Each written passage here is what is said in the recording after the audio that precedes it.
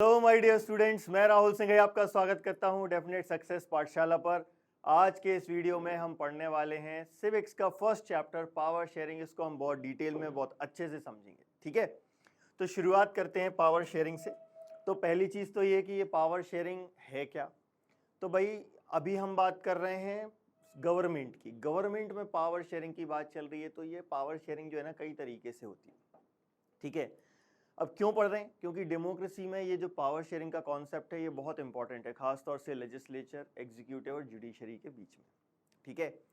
यदि इनके बीच में पावर शेयर नहीं हो रही है और किसी एक ऑर्गन को सारी पावर मिल जाती है तो फिर डेमोक्रेटिक स्ट्रक्चर को खतरा होता है।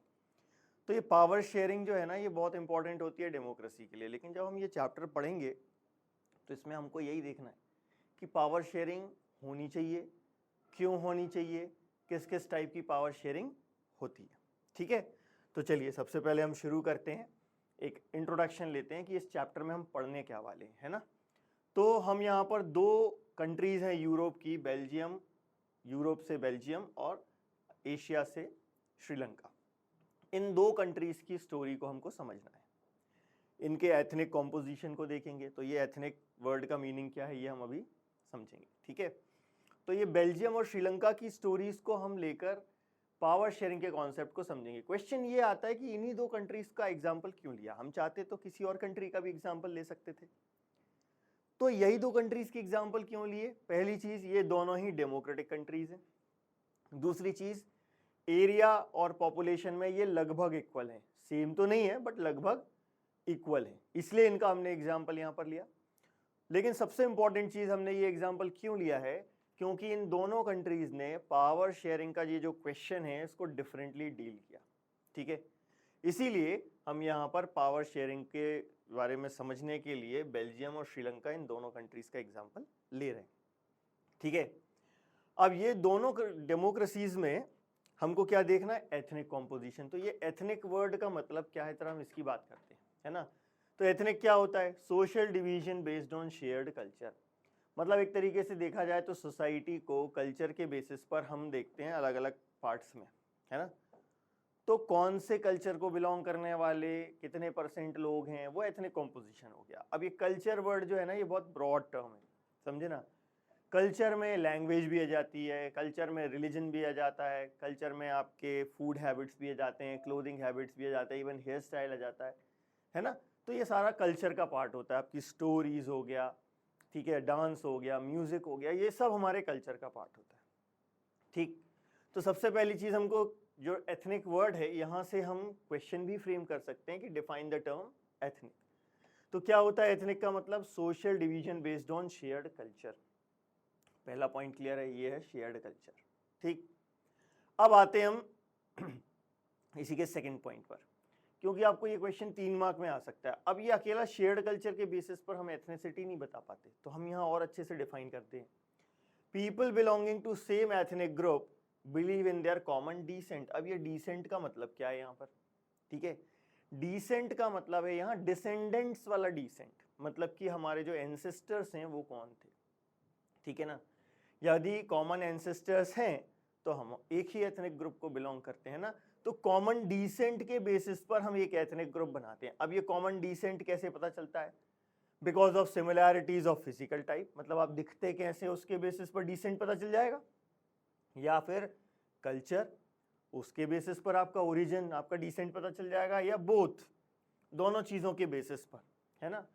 हम इजीली किसी भी व्यक्ति को देखकर उसके फिजिकल अपीयरेंस से बता सकते हैं कि वो यूरोप को बिलोंग करता है कि एशिया को बिलोंग करता है कि अफ्रीका को बिलोंग करता है कि, है ना।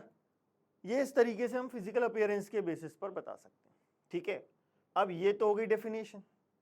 अब इसमें एक इंपॉर्टेंट चीज क्या होती है, ये ध्यान दीजिएगा कि एक एथनिक ग्रुप को बिलोंग करने वाले सेम रिलीजन या सेम नेशनैलिटी के हों ये जरूरी नहीं। एक एग्जांपल ले लेते हैं अपन। एक एथनिक ग्रुप है हमारे यहाँ आर्यंस, है ना। हम जानते हैं आर्य जो रेस है हमारे यहाँ, तो इंडिया में भी आर्यंस रहते हैं, जर्मनी में भी आर्यंस रहते हैं। देखो अब एक एथनिक ग्रुप हो गया लेकिन उनकी नेशनैलिटी बदल गई, है ना। सिमिलरली रिलीजन की बात करें, इंडिया में जो आर्यंस रह रहे हैं वो हो सकता है हिंदू हो, वो हो सकता है मुस्लिम हो, वो हो सकता है जैन हो, वो हो सकता है बुद्धिस्ट कम्युनिटी को फॉलो करते हो, है ना। और जर्मनी में जो रह रहे हैं वो most of them are Christians, है ना। तो यहाँ पर रिलीजन की भी बात कर ली हमने, है ना। तो जरूरी नहीं है कि एक एथनिक ग्रुप को बिलोंग करने वाले लोग हमेशा एक रिलीजन या एक नेशनैलिटी के हों। अलग अलग नेशनैलिटी के हो सकते हैं, अलग अलग रिलीजन को फॉलो करने वाले हो सकते हैं, ठीक है। चलिए अब आते हैं अपन एथनिक कॉम्पोजिशन ऑफ बेल्जियम। बहुत सिंपल सा है ना। सबसे पहले एथनिक कॉम्पोजिशन में हमने क्या देखा कि एक तो ये कंट्री जो है ये यूरोप की कंट्री है और इसके आसपास कौन कौन सी कंट्रीज हैं, नीदरलैंड्स है, फ्रांस है, जर्मनी है और लग्जमबर्ग है। ये इसकी नेबरिंग कंट्री है। क्यों पढ़ लिया हमने भाई, हो सकता है आपको एमसीक्यू आ जाए मैच करने के लिए कुछ, है ना। एक क्वेश्चन आ सकता है which of the following is not a neighbouring country या which of the following is a neighbouring country of Belgium, ठीक। अब यहाँ पर बेल्जियम में 3 मेन लैंग्वेज बोलने वाले लोग रहते हैं, डच, फ्रेंच और जर्मन। मतलब यहाँ पर हम जो एथनिक कॉम्पोजिशन पढ़ रहे हैं वो किस चीज के बेसिस पर पढ़ रहे हैं अपन, लिंग्विस्टिक बेसिस पर हम एथनिक कॉम्पोजिशन पढ़ रहे हैं, ठीक है। अब इसमें सबसे पहले हम बात करते हैं डच कम्युनिटी की, कि 59% लोग जो हैं वो डच कम्युनिटी के हैं, यानी डच स्पीकिंग हैं, डच लैंग्वेज में बात करते हैं और ये कंट्री के कौन से रीजन में रहते हैं, फ्लैमिश रीजन में रहते हैं। अब आप मैप में भी देख सकते हैं, ठीक है। फ्लैमिश रीजन कौन सा है, यहाँ से अपन को मैप से समझ में आ जाएगा कि फ्लैमिश रीजन कौन सा है, ठीक है।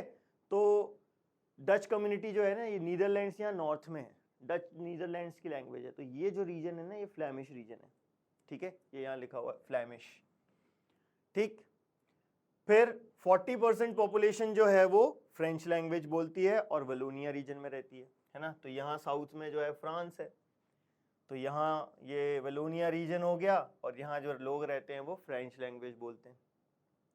ये जो रिमेनिंग पोर्शन हमें यहाँ दिख रहा है ये वो एरिया है जहाँ पर जर्मन स्पीकिंग पॉपुलेशन रहती है और ये इनकी कैपिटल सिटी है ब्रुसेल्स, ठीक है। ब्रुसेल्स की कंडीशन अलग है। ब्रुसेल्स में क्या है, 80% लोग हैं फ्रेंच स्पीकिंग और 20% लोग हैं डच स्पीकिंग, मतलब पूरे कंट्री से सिनेरियो अलग हो गया, ठीक। अब इसके कारण कॉन्फ्लिक्ट्स हो रहे हैं। क्यों हो रहे हैं कॉन्फ्लिक्ट्स, क्योंकि जो फ्रेंच स्पीकिंग पॉपुलेशन है वो रिच और पावरफुल हो गई है, कैपिटल में थे मेजॉरिटी में, उसका फायदा मिला इनको, एजुकेशन के बेनिफिट्स पहले मिल गए, इकोनॉमिक डेवलपमेंट के बेनिफिट्स पहले मिल गए, ठीक है ना।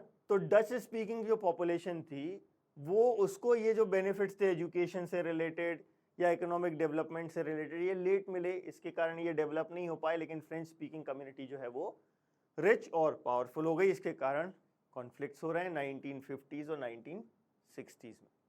इनके बीच में जो टेंशन है वो बढ़ रही थी, ठीक है।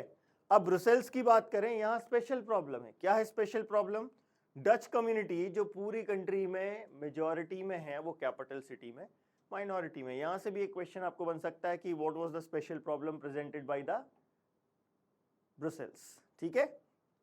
चलिए ये हो गया बेल्जियम का एथनिक कॉम्पोजिशन। अब हम बात करते हैं श्रीलंका के एथनिक कॉम्पोजिशन की।